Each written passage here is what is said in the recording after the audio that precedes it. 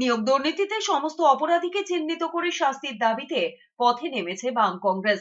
পাশাপাশি কোর্টের রায় চাকরিহারা যোগ্য শিক্ষকদের পাশে থাকার আশ্বাস দিয়েছে দুই দল।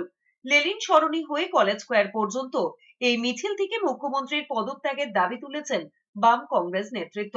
তাদের আরো দাবি, ওএমআর শিট লোপাটে যারা জড়িত তাদেরকেও চিহ্নিত করতে হবে।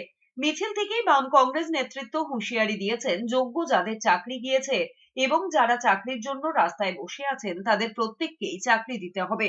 তা না হলে এসএসসি দপ্তরে তালা ঝোলানো হবে। কোন রাজ্যে এত বড় চাকুরি কেলেঙ্কারি, শিক্ষা কেলেঙ্কারি হয়নি।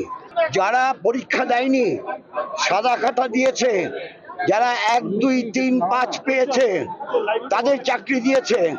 এসব যদি না হতো তাহলে যোগ্য প্রার্থীদের চাকরিটা সব হয়ে যেত। ফলে এই সব কেলেঙ্কারির জন্য দায়ী আমাদের রাজ্যের মুখ্যমন্ত্রী।